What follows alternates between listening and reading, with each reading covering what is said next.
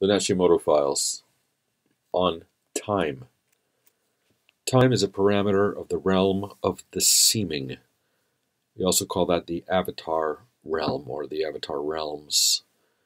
The ego's use of time is for misguidance.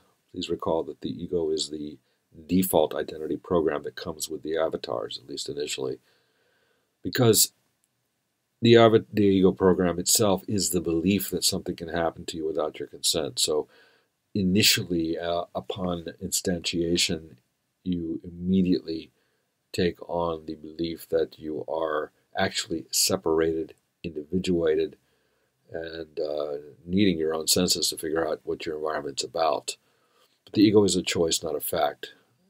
As your default program, it feels like a fact, though.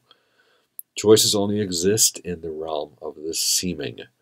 This explains why hell is what the ego makes of the present. It actually takes no time, therefore, to be what one is. Question: what does that mean? Answer: body identity people relate to their body identity, in and through time. When one seemingly involutes into body identity, time as it relates to experience, both past and expected, are measured with time. What I'm stating here is that time has absolutely nothing to do with one's true identity, self.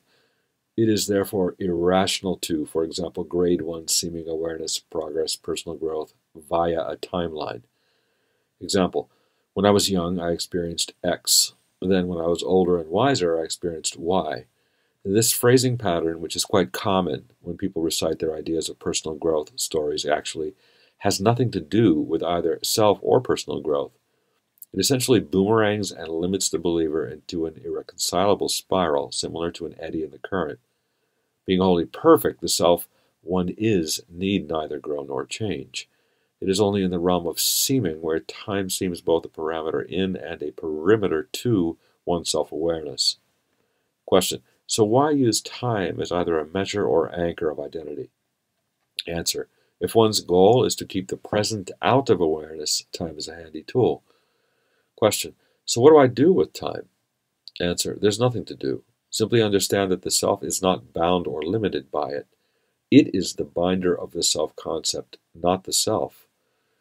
With acceptance of this idea, the self-concept that held you back is released and instantly replaced by self, which was and is always present. Time is not required for this specific transmutation of awareness. That's the point of this writing. Now is a fact, not a choice. When you step into now by letting go of everything else, your body awareness disappears. It only exists to you in and through time. Body identity people worship time. This is not good, bad, right, or wrong. They need this constant worship to have and fortify the body identity illusion. It, worship, is merely a focused thought, similar to a spell, like casting a spell on yourself. Spells are dispelled the same way they are seemingly made. They were made by adding your belief to them. They are dispelled by withdrawing that same belief. How long is an instant? Now, therefore, is all that is required to remind you of what you are. If your awareness is that you are a mind in a mind and purely mind. Now, then, is one's access point to full empowerment and freedom to universal experience, that which is shared with everyone.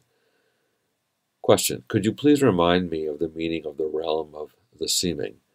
The realm of seeming is simply where it is intellectually precise to describe one's scenes or any aspect of the scenes as follows. It seems like this. It seems like that. It might be this. It might be that. I seem upset. I seem happy. I might be this or that, etc.